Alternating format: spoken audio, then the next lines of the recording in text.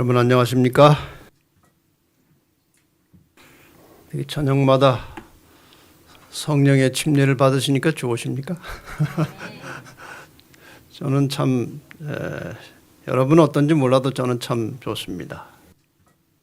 뭔가 제 개인의 생활에도 변화가 일어날 것 같은 그런 예감이 들고, 또 우리 모든 진리의 불교의 성도들의, 또 이번에 참여하신 여러분들의 생활에도 뭔가 변화가 있을 것이라고 기대합니다. 저희가 이제 이 저녁 예배를 방송으로 하기 때문에 우리 교인들은 대부분 다 집에서 참여하십니다. 집들이 다 멀리 계시고 그래서. 근데 부득이한 경우에 그렇게 하셔야 되겠지만, 가능하면은 이 현장에서 듣는 게 훨씬 좋습니다. 제가 전도회를 하러, 집회를 하러 여기저기 다니면 여기 유튜브나 방송을 통해서 제 설교를 들었던 분들이 그 방송으로 들을 때하고 실제 같이 들을 때하고 전혀 다르다는 거예요, 감이. 그래서 가능하면 이 현장에서 같이 이 분위기와 함께 말씀 듣는 것이 좋습니다. 뭐 부득이 멀어서 못 오시는 분들은 방송으로 들으시는 수밖에 없고요. 오늘 네 번째 날 제목은 육적인 교인과 영적인 성도들. 교인과 성도라는 말을 좀 나누었습니다. 교회 다니는 사람들은 다 교인이에요. 맞습니까? 교회 다니니까 교인입니다. 근데 교회는 다니지만 진정한 성도가 아닐 수도 있습니다. 그래서 오늘 저녁에는 이 육적인 교인과 영적인 성도들의 문제에 대해서 함께 좀 말씀을 나누려고 합니다. 이번에 우리가 기도주의를 통해서 우리 마음속에 큰 도전으로 받아들여야 될 중요한 말씀은 바로 이것입니다. 로마서 8장 9절 지금 몇 번째 나옵니다. 너희 속에 하나님의 영이 거하시면 너희가 육신에 있지 아니하고 영에 있나니 누구든지 그리스도의 영이 없으면 그리스도의 사람이 아니라. 어떻게 생각하면 참 두려운 말씀이죠. 속에 그리스도의 영이 없으면 그리스도인이 아니라. 물과 성령으로 거듭난 이후에도 지속적인 성령의 역사를 경험하지 못하면 우리는 매우 쉽게 육적인 교인으로 변화하고 맙니다. 다시 한번 오늘 이 저녁의 주제, 육적인 교인이라는 말과 영적인 성도라는 말을 좀 깊이 생각해 보시기를 바랍니다. 이 교재를 제가 보니까 이 세상 사람들을 이제 세 부류로 나눴어요. 세 부류. 첫째는, 여기 용어는 자연인이라고 되어 있는데 저는 용어를 좀 바꿨습니다. 하나님을 믿지 않는 사람들이죠. 불신자들. 하나님을 믿지 않는 사람들이 있고 하나님을 믿는 사람들. 이제 크게는 둘인데 하나님을 믿는 사람들이 다시 둘로 나누어지는 거죠. 하나님을 믿지 않는 사람들에 대해서 성경은 이렇게 묘사하고 있습니다. 고린도전서 2장 14절에 육에 속한 사람은 하나님의 성령의 일을 받지 아니하나니 저희에게는 미련하게 보이며 또 깨닫지도 못하나니. 이건 성령께서 아무리 들어가려고 해도 깨닫지는 못하는 것입니다. 그게 아주 미련하게 보이는 것입니다. 예수 믿는 사람들을 아주 어리석게 보는 것입니다. 그래서 안 믿어요, 하나님을. 그러나 이제 이 성령의 역사를 통해서 믿음을 갖게 되고 예수를 믿게 됐는데, 예수를 믿은 다음에도 육적으로 사는 사람들이 많아요.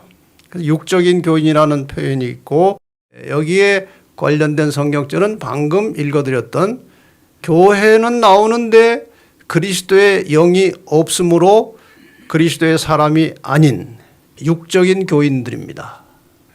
그리고 영적인 성도는 로마서 8장 11절과 14절의 말씀을 연결해 보면은 예수를 죽은 자 가운데서 살리신 이의 영이 너희 안에 거하시면, 영이 우리 안에 거하시면 무릇 하나님의 영으로 인도함을 받는 그들은 곧 하나님의 아들이라.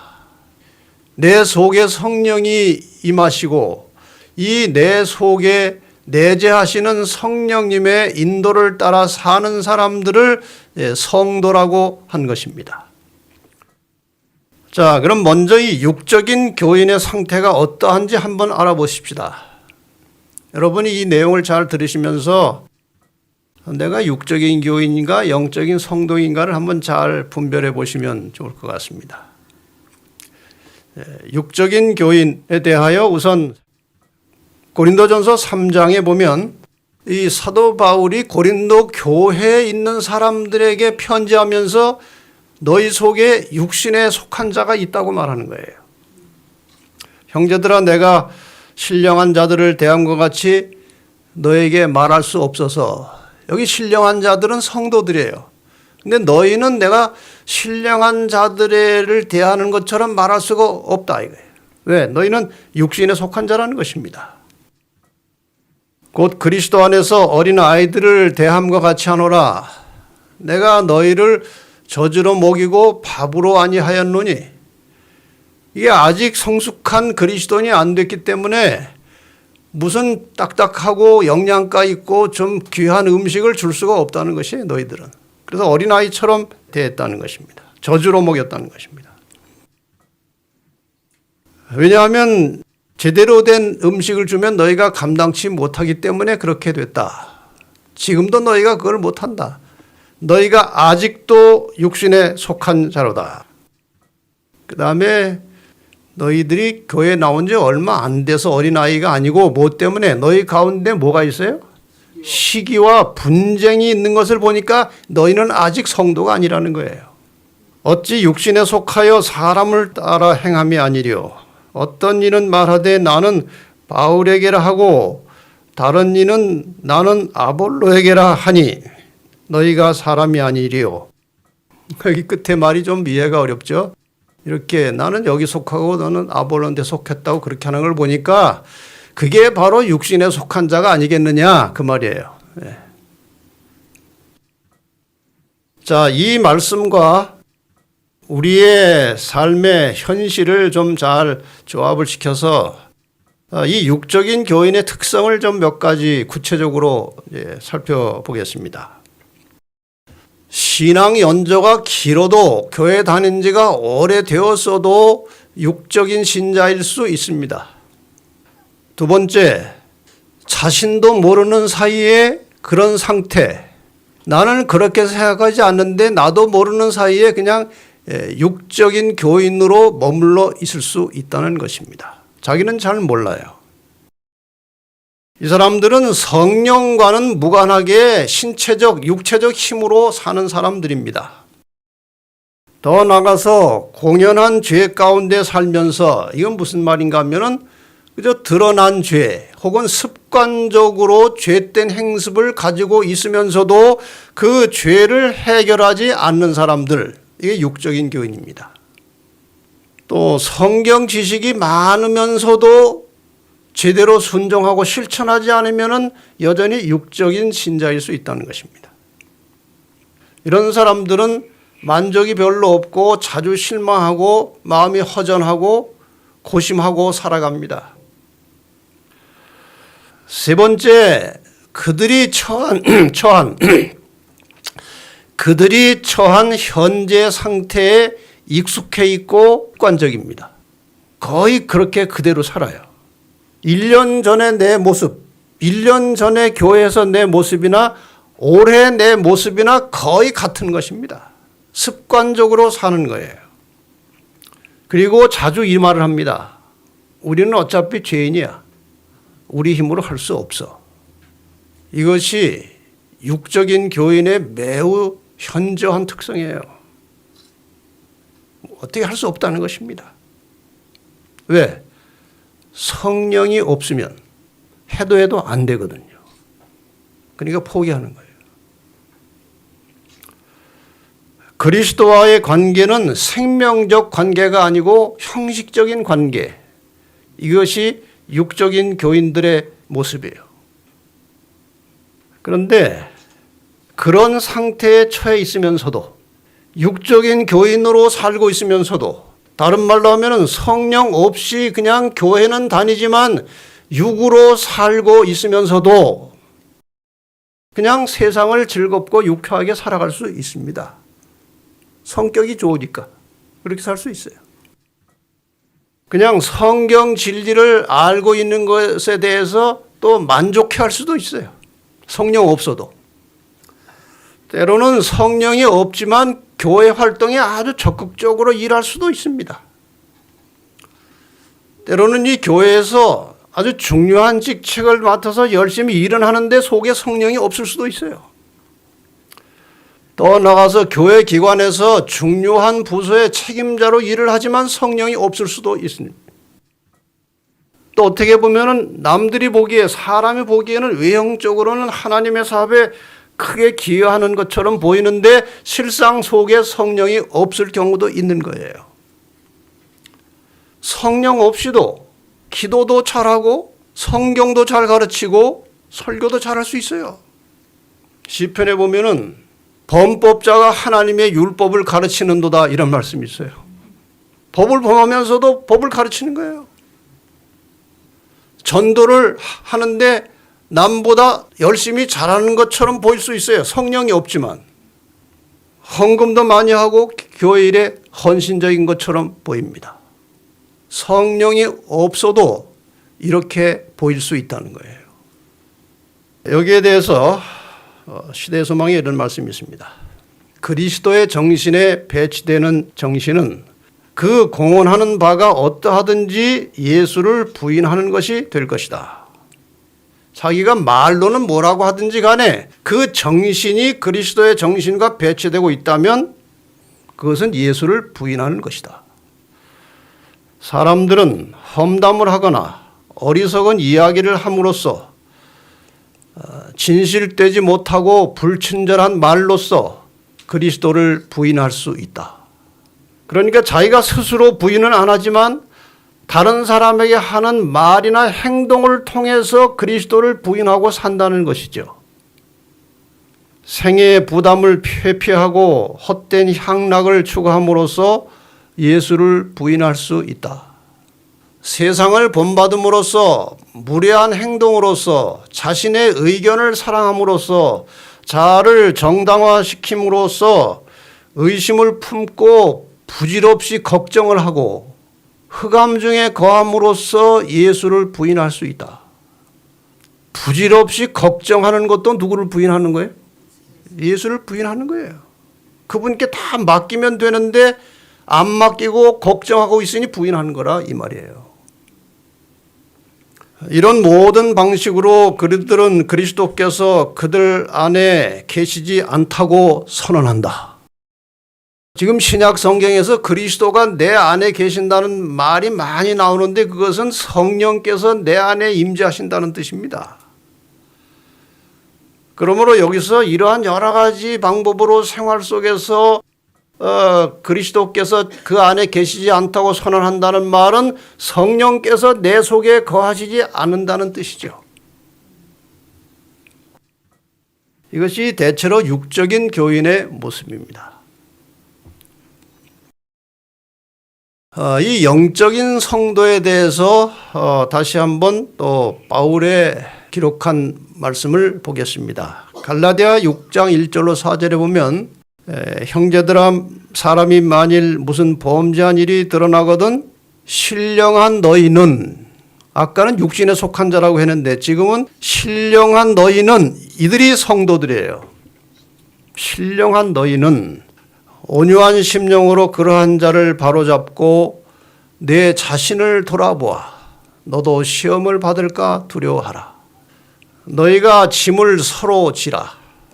신령한 그리스도인들은 형제가 힘들고 어려워할 때 짐을 같이 나눠질 수 있는 사람들이에요. 온유한 심령을 가진 사람들이에요. 그리하여 그리스도의 법을 성취하라. 남에게 대접을 받고자 하는 대로 남을 대접하라는 그리스도의 법을 성취하라. 만일 누가 아무것도 되지 못하고 된 줄로 생각하면 스스로 속임이니라. 각각 자기 일을 살피라. 그리하면 자랑할 것이 자기에게만 있고 남에게는 있지 아니하리니. 이 끝에 말이 조금 더 어려워요. 자랑할 것이 자기에게만 있고 남에게는 있지 않다. 이 말은 자기가 자기 일을 깊이 살피고 자기 속을 들여다보고 반성하고 살면 자기가 고쳐야 될 것, 해야 될 것이 자기 스스로 깨닫게 될 수 있다. 그런 말을 이렇게 표현한 것입니다. 구체적으로 이 영적인 성도의 모습을 한번 또 살펴보겠습니다. 이 영적인 성도들은 기도를 많이 하면서 성령과 친밀한 관계를 가지고 삽니다. 이들은 예민한 양심으로 죄를 느끼면서 회개하고 삽니다. 이 성령의 역사가 마음에서 사라지면 가장 무서운 증상이 무엇인가 하면은 죄를 죄로 느끼지 못하는 것입니다. 그래서 회개하지 않기 때문에 늘 마음속에 죄를 품고 살게 돼요. 그게 아주 참 두려운 것입니다. 그러나 이 영적인 성도들, 기도를 많이 하고 성령과 친밀한 관계를 맺고 사는 사람들은 아주 양심이 예민해져서 조그만 죄가 들어와도 느낌이 오는 것이고 가책이 오는 것이고 회개하게 되는 것이죠. 또 나가서 사람들과의 관계, 성도들과 늘 화목한 관계로 지내며 그래서 마음이 평안합니다. 여러분, 이 사람의 마음이 평안한 것은요, 여러 가지 원인이 있겠지만 1차적으로 중요한 것은 다른 사람들과의 관계가 화목해야 마음이 평안해요. 집안에서 부부지간의 관계가 화목지 못하면 절대로 마음이 평안하지 않아요. 부부싸움을 하고도 마음이 평안한 사람은 비정상적인 사람이에요. 일단 화목해야 마음이 평안한 거예요. 성령 안에서 항상 만족하기 때문에 불평, 불만이 없어요. 여러분, 불만이 많고 불평을 잘하는 것은 이거는 전적으로 사탄의 영이 하는 것입니다. 이 불만과 불평을 혹시 이제 단어를 구분해서 설명을 하자면 불만은 속에 품는 거예요. 이 속에 품은 불만을 말로 하는 것이 불평이에요. 그래서 성령 안에서 항상 만족하게 사는 사람은 불만이 없고, 불만이 없으니까 뭣도 안 해요? 불평도 안 합니다. 네. 여러분, 혹시 자주 마음에 불만이 있거나 그 불만 때문에 불평을 자주 토로한다면 그거는 사탄의 영의 역사인 줄 아시기 바랍니다. 그건 성령의 역사가 아니거든요. 더 나아가서 이 성령과 친밀하다고 하는 증거 중에 하나는 선교하는 것입니다. 왜? 성령의 가장 기본적이고 가장 기초적인 성령의 역할은 복음의 능력을 더하는 것입니다. 그래서 성령과 친밀하게 지내는 성도들은 늘 선교 정신을 품고 영혼을 하나님께로 인도하고 하나님의 형상을 회복시키는 일에 전심을 다해서 헌신하는 정신을 가지고 사는 사람들이에요. 더 나아가서 다른 사람을 섬기는 마음으로 늘 자신을 희생합니다. 여러분, 인간이 가지고 있는 아주 고질적인 질병 중에 하나는 자만심이에요. 교만심이에요. 다 자기가 잘났다는 것입니다. 남보다 낫다는 것입니다. 근데 그것은 인간이 가지고 있는 아주 뿌리 깊은 죄된 본성이기 때문에 스스로 아무리 결심하고 고치려고 해도 안 되는 것입니다. 그건 성령의 역사로만 고쳐질 수 있는 것입니다. 그래서 성령과 친밀하게 지내면 자기는 낮아지고 남을 섬기게 되고 자기를 희생해서 남을 위해서 봉사하는 그런 성향으로 바뀐다는 것이죠. 이게 그 결과입니다. 남을 위해서 봉사하고 헌신하는 것이 부담이 되고 힘든 것이 아니라 즐겁게 되는 것입니다. 즐겁게. 그 다음에 영향을 받는 사람이 아니고 영향을 주는 사람. 제가 이제 이 말을 자주 씁니다. 왜냐하면 이 교회를 다니면서 다른 사람의 영향을 자꾸 받아가지고 쉽게 속상하는 사람들이 있어요. 쉽게 마음이 이렇게 틀어지는 사람이 있어요. 남의 영향을 잘 받는 사람들이 있어요. 건강한 그리스도인은요, 다른 사람에게 영향을 받는 사람이 아니고 이 속에 들어있는 성령의 충만함에서 나오는 감사와 기쁨과 그 감화력을 가지고 남에게 영향을 주어야 되는 것입니다. 이것이 성령 충만의 열매예요. 그 다음에 자신의 모든 삶을 전적으로 주님께 의지하고 사는 사람들입니다.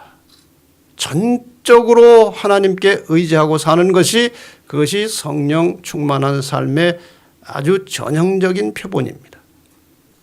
여기 실물교훈에 아주 이 관련된 귀한 말씀이 있어요. 그리스도교는 죄를 사하는 이상의 의미가 있다. 우리 죄를 제거한 다음에 그 빈자리를 성령의 은혜로 채운다는 것이다. 여러분, 우리가 죄를 용서받아서 이 속에 있는 모든 더러운 찌끼들이 다 씻겨졌으면 그 자리에 무엇으로 채워야 돼요? 성령으로 채우라는 거예요. 그냥 빈 마음으로 있으면 누가 또 들어와요? 사탄이 또 들어옵니다. 우리가 죄를 용서받고 어떤 그 상당히 인간적으로 좌절하고 절망하고 힘들고 고통스러운 가운데서 해결이 되고 나면 그 속에 빨리 성령으로 충만히 채워야 사단이 더 이상 못 들어옵니다. 이 빈 마음을 가지고 있으면 사단이 또 들어오는 겁니다. 그것은 또 신령한 빛으로, 이 신령한 빛은 성령의 역사입니다. 마음을 밝히고 하나님 안에서 즐거워하는 것을 의미한다. 죄를 용서받고 깨끗해진 다음에 성령의 은혜로 채워서 즐거워하는 것입니다. 그것은 빈 마음에 그리스도께서 임재하심으로 축복을 누리게 되는 것을 의미한다. 그리스도께서 우리의 심령을 다스릴 때에 그것은 순결하게 되고 죄에서 해방된다. 그러니까 우리가 일상생활 속에서 지금 그리스도께서 우리의 심령을 다스린다는 것은 이 속에 성령이 충만하다는 것입니다. 예수님께서 하늘에 올라가시면서 내가 올라가면 다른 보혜사를 너에게 보내는데 그분이 어디 계시겠다? 너희 속에 계시겠다고 그랬어요. 성령께서 우리 속에 계셔서 우리의 심령을 다스리게 될 때에 우리는 심령이 순결하게 되고 죄에서 해방된다고 말씀하십니다. 그리하여 복음의 계획의 영광과 충만함과 완전함이 우리의 생활 속에서 완성된다. 사람이 구주를 받아들이게 될 때에 완전한 평화와 완전한 사랑과 완전한 확신의 빛을 반영하게 된다. 구주를 받아들이게 될 때, 지금 이 신약 성경이나 여러 서적들을 통해서 구주를 받아들인다. 예수가 내 안에 내재하신다. 예수를 영접한다. 이러한 모든 어휘들은 다 성령께서 우리 속에 임재해 들어오시는 것을 말하는 경우가 대부분입니다. 그러니까 우리가 구주를 받아들이게 될 때 이 말은 성령께서 우리 속에 오셔서 우리의 삶을 지배하게 될 때에 완전한 평화, 완전한 사랑, 완전한 확신의 빛이 나오게 된다는 것입니다. 우리의 생활 속에 나타나는 그리스도의 품성의 아름다움과 향기로 하나님께서 진실로 당신의 아들을 이 세상의 구주로 보내셨다는 것을 증거하게 된다. 삶으로, 말로 그리스도를 증거하게 된다는 것입니다. 이것이 영적인 성도의 특성이에요. 갈라디아 5장에 보면 이 육체의 일과 이 성령의 열매가 아주 명확하게 구분돼서 나와 있습니다. 저는 그전에 이 성령 문제를 깊이 생각하지 못할 때는 이것이 눈에 안 들어왔는데 이번에 다시 갈라디아 5장의 말씀을 읽다 보니까 지금 말씀드렸던 이 육체와 그 영에 대한 것이 확실하게 분간돼서 그 모습이 나오는 것입니다. 갈라디아 5장 19절부터 보면 21절까지 먼저 보겠습니다. 육체의 일은 성령이 거하지 않는 육신으로 살아갈 때 나타나는 현상은 현저하니 곧 음행과 더러운 것과 호색과 우상 숭배와 술수와 원수를 맺는 것과 분쟁과 시기와 분냄과 당지는 것과 불리함과 이단과 투기와 술 취함과 방탕함과 숨차게 많네요. 여러분 저기 잘 보시면 저것들이 다 육체의 일이에요. 교회 안에서 시기하는 거 육체의 일이에요. 교회 안에서 이렇게 분리되는 거 이게 다 육체의 일이에요. 끼리끼리 모여서 당 만드는 거 이게 다 육체의 일이에요. 우리 교인들은 뭐 그렇지 않지만 제가 그 소그룹을 몇 달에 한 번씩 멤버를 바꾸는 것은요 당 짓지 말라고 그러는 거예요. 친한 사람들끼리만 친하면 안 돼요. 교회는 전체와 다 친해야 돼요. 당지면 안 돼요. 분리되면 안 돼요. 모두가 다 똑같아야 됩니다. 그게 상당히 중요한 거예요. 그와 같은 것들이라 전에 너희에게 경계한 것 같이 경계하노니 이런 일을 하는 자들은 하나님의 나라를 유업으로 받지 못할 것이요. 하나님의 나라를 유업으로 받고 싶은 사람들은 이런 일을 하지 말라는 것입니다. 반대로 성령의 열매는 나오죠. 육체의 일과 성령의 열매가 구분돼서 나오는 거예요. 사랑과 희락과 화평과 오래 참음과 자비와 양선과 충성과 온유와 절제니 이 같은 것을 금지할 법이 없느니라. 우리가 너무나 많이 자주 들었던 말씀인데 이 단어 하나하나가 굉장히 중요한 단어들입니다. 그래서 이 성령의 열매에 대해서는 제가 내일 조금 더 상세하게 설명을 드릴 것이기 때문에 그냥 넘어가겠습니다. 그리스도 예수의 사람들은 육체와 함께 그 정과 욕심을 십자가에 못 박았느니라. 만일 우리가 성령으로 살면 또한 성령으로 행할지니 헛된 영광을 위하여 서로 격동하고 서로 투개하지 말지니라. 자, 육적 교인인지 영적 성도인지 본인이 좀 자기를 잘 판단해 보셨습니까? 중간은 없어요. 자, 우리 모두 다 하나님의 은혜의 섭리와 손길을 따라서 영적인 성도들이 되시기를 바랍니다. 제가 어제도 말씀드렸지만 요새 아침에 일어나면요 자꾸 무슨 생각이 나요. 오늘 아침에도 생각이 또 하나 나더라고요. 제가 이제 자기 전까지 계속 이 성령 문제로 말씀을 찾고 또 정리를 하고 하다가 이제 누워서 잠들기 전까지 성령 문제를 생각하지 않겠습니까? 그래서 그런지 아침에 눈 뜨면 이 성령과 관련된 생각이 또 나는 거예요. 오늘 아침에는 이런 저런 생각을 하다가 그 생각이 무엇으로 이렇게 정리가 되는가 하면은